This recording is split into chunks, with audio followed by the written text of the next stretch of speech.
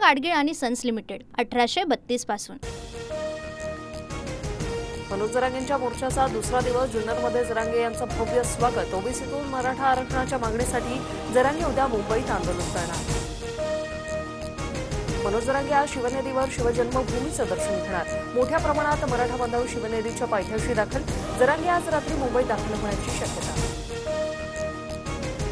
आझाद मैदानावर मराठा बांधव जमायला सुरुवात। खबरदारीसाठी पोलिसांकडून बंदोबस्त तैनात। आझाद मैदानात जमलेल्या आंदोलकांकडून घोषणाबाजी। दादरमध्ये मुख्यमंत्र्यांच्या समर्थनात राजकीय बॅनरबाजी। इतिहास शिव्याना नाही, कर्तृत्वाला लक्षात ठेवतो। प्रवीण दरेकर, प्रसाद लाड यांच्याकडून बॅनरबाजी। एक दिवस आंदोलनाला परवानगी असल्यास एका दिवसात मागण्या मान्य करा। मनोज जरांगेंची बेमुदत आंदोलनाची भूमिका।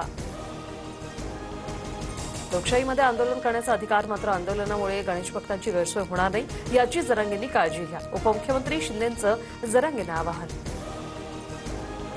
सरकारचं शिष्टमंडळ जरांगेंना भेटण्याची शक्यता। जरांगेंची तयारी असल्यास आम्ही चर्चा करू, मात्र जरांगेंची भेट घेण्यासंदर्भात अद्याप काही चर्चा नाही, विखे पाटलांची माहिती। पुण्यात दगडूशेठ गणपतीच्या दर्शनासाठी भाविकांची गर्दी। महिलांच्या सामूहिक अथर्व शीर्ष पठण कार्यक्रमाला सुनेत्रा पवारांचीही हजेरी। राज्यभरात लाडक्या बाप्पाचा मोठा उत्साह। लालबागच्या राजाच्या दर्शनासाठी भाविकांची मांदियाळी।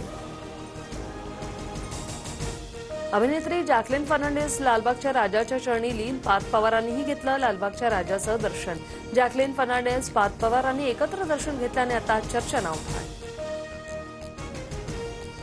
उद्धव ठाकरेंकडून सहकुटुंब राज ठाकरेंच्या शिवतीर्थ निवासानी बाप्पाचं दर्शन। ठाकरेंच्या शिवसेनेकडून भेटीचा व्हिडिओ समोर। बाप्पा महाराजा तुझी सदैव कृपादृष्टी आमच्यावर राहो, व्हिडिओवर कॅप्शन। उद्धव ठाकरेंनंतर मुख्यमंत्री फडणवीसांकडूनही राज ठाकरेंच्या घरी बाप्पाचं दर्शन। श्री गणेशाने सुबुद्धी दिल्यानं दोन्ही भाऊ एकत्र, ते एकत्रितच राहावे। ठाकरे बंधूंच्या भेटीवर फडणवीसांचं मार्मिक भाष्य। एकत्र येण्याबाबत वरिष्ठ निर्णय घेत असतात। ठाकरे बंधूंच्या युतीवर महेश सावंतांची प्रतिक्रिया। तर राजकीय दृष्ट्या एकत्र येतील याचं उत्तर भविष्यात स्पष्ट होईल। मनसेच्या नितीन सरदेसाई यांचं सूचक विधान। खासगी क्षेत्रातील कामगारांचे कामाचे तास 9 तासावरून 10 तास करण्याचा सरकारचा प्रस्ताव।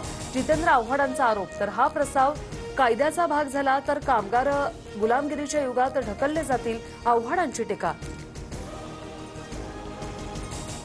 मंदिर, पाणी आणि स्मशानात भेदभाव नको, ते सर्वांसाठी खुलं असावं। सरसंघचालक मोहन भागवत यांचं वक्तव्य। तर जगात अशांती आणि कट्टरतावाद वाढला, मोहन भागवतांकडून खंत व्यक्त। अमरावतीच्या दर्यापूरमधील 74 गावांमध्ये स्वयंचलित हवामान केंद्र उभारली जाणार। हवामान केंद्रामुळे हवामान विषयक अचूक माहिती मिळणार। विरारमधील नारंगी परिसरातील इमारत दुर्घटनेत 15 जणांचा मृत्यू, तर 24 जणांना वाचवण्यात यश। 9 जणांवर रुग्णालयात उपचार सुरू। मृतांमध्ये 2 लहान मुलांसह 60 वर्षाच्या वृद्ध महिलेचा समावेश।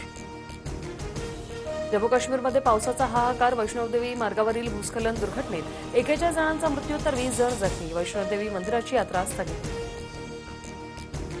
दिल्लीत यमुना नदी धोक्याच्या पातळीवर। प्रशासनाकडून नागरिकांना सतर्कतेचा इशारा।